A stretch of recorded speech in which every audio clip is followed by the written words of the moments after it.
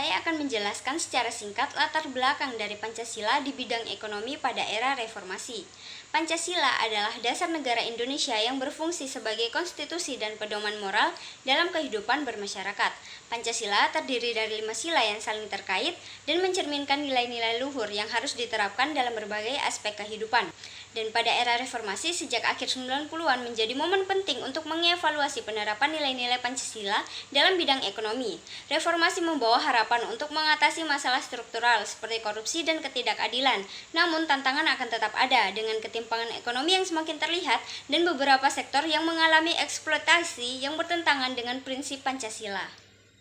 Baik, jadi etika Pancasila dalam era reformasi itu Pancasila itu sebagai moral dan juga ideologi bagi bangsa Indonesia dalam era reformasi.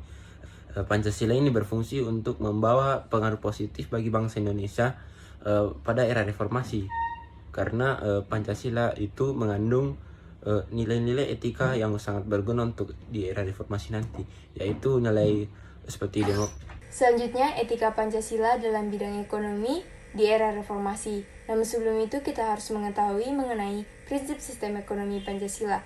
Nah, prinsip sistem ekonomi Pancasila yaitu bergeraknya roda pemerintahan oleh rangsangan ekonomi, sosial, dan moral, serta adanya kemauan yang sangat kuat dari masyarakat untuk mewujudkan pemerataan sosial. Dalam hal ini, penciptaan perekonomian yang tangguh harus menjadi prioritas kebijakan ekonomi. Baik, untuk selanjutnya bisa dilihat di slide belakang saya, yaitu hubungan antara etika dan kebijakan ekonomi di era reformasi. Ini semua adalah sangat penting dan kompleks, jadi ada beberapa poin yang wajib kita ketahui.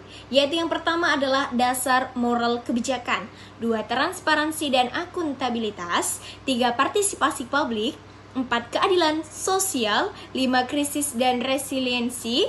Dan jadi semua itu adalah secara keseluruhan etika dan kebijakan ekonomi ini saling terkait erat dalam mendukung pembangunan yang berkelanjutan dan adil.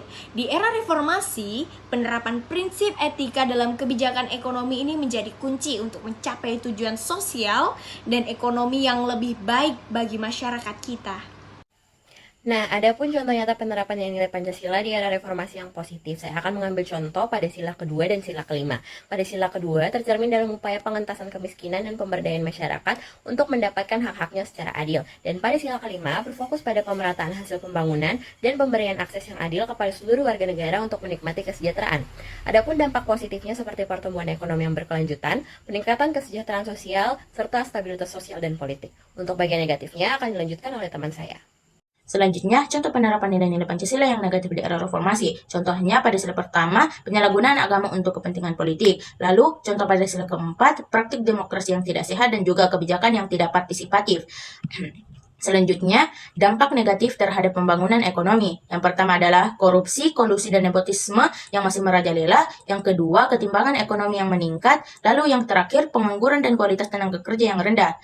Baiklah, saya serahkan ke pemateri selanjutnya. Selanjutnya, analisis kasus. Beberapa kasus nyata di Indonesia yang mencerminkan penerapan etika Pancasila dalam ekonomi di era reformasi. Nah, bisa dilihat di belakang saya teman-teman, ada beberapa contohnya. Yang pertama, KUR. KUR adalah kredit yang bekerja sama dengan pemerintah, di mana analisis etika yang terjadi pada sila kedua, yaitu kemanusiaan yang adil dan beradab.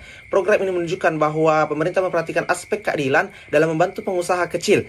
Nah, kemudian pada sila ketiga yaitu Persatuan Indonesia, di mana ini sangat mendukung UMKM. Yang kedua adalah pengelolaan sumber daya alam di Papua. Nah, pasca lengsernya rezim Soeharto, terjadilah babak baru di Indonesia yang dinamakan dengan era reformasi. Era reformasi ini adalah bagaimana pemerintah selalu melakukan pembangunan di era Papua. Nah, analisis etika yang terjadi itu pada sila ketiga Persatuan Indonesia. Upaya bertujuan untuk menghindari ketimpangan antara pemerintah pusat dengan pemerintah daerah. Kemudian di sila kelima yaitu keadilan sosial bagi seluruh rakyat Indonesia, yaitu perubahan kebijakan yang lebih transparan lagi kepada masyarakat. Kemudian yang ketiga adalah kebijakan dana desa. Nah, ADD ini merupakan salah satu di antaranya kebijakan dikeluarkan oleh pemerintah dalam upaya mengatasi problem-problem di daerah desa, baik problem pembangunan, pemerintahan, atau ketimpangan sosial di masyarakat. Kemudian analisis etika yang terjadi itu pada sila kelima, keadilan sosial bagi seluruh rakyat Indonesia. Dana desa membantu menciptakan pemerataan pembangunan dan akses terhadap fasilitas umum di daerah pedesaan. Kemudian yang terakhir adalah penanganan korupsi oleh KPK. Era reformasi ini merupakan era yang demikian gencarnya dilakukan upaya pemberantasan korupsi, mulai dari presiden, anggota legislatif, sampai dengan pejabat-pejabat lainnya untuk tidak melakukan korupsi. Dan yang telah diduga melakukan korupsi segera diadili sesuai perbuatan dan etika Pancasila, di mana analisis etika yang terjadi pada sila pertama ketuhanan yang Maha Esa, upaya KPK menegakkan kejujuran dan integritas adalah bentuk penerapan moralitas yang selaras dengan nilai ketuhanan. Selanjutnya adalah tantangan beserta dengan hambatan penerapan etika Pancasila di bidang ekonomi pada era reformasi. Nah, jika kita ingin mencari tahu tentang tantangan dan hambatan, pasti akan ada banyak sekali, terutama di bidang ekonomi. Hal seperti kesenjangan sosial, tindakan KKN, dan tekanan globalisasi pasar bebas sudah menjadi masalah yang telah lama ingin dibasmi oleh Indonesia. Namun, semua hal itu berasal dari satu masalah yang paling besar, dan yang paling utama yaitu kurangnya pemahaman pada nilai dasar Pancasila. Banyak masyarakat, terutama Gen Z sekarang, yang masih belum paham dasar dari nilai Pancasila. Belum lagi nilainya yang kini sudah meluas dan berfokus pada bidang tertentu, seperti ekonomi.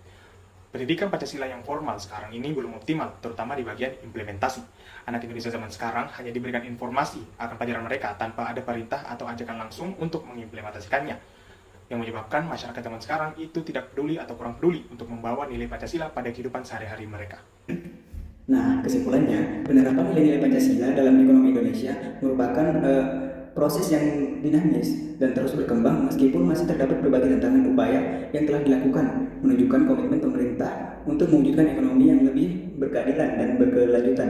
Keberhasilan upaya ini tak hanya bergantung pada kebijakan pemerintah, tetapi juga pada partisipasi aktif seluruh lapisan masyarakat dalam mengamalkan nilai-nilai Pancasila.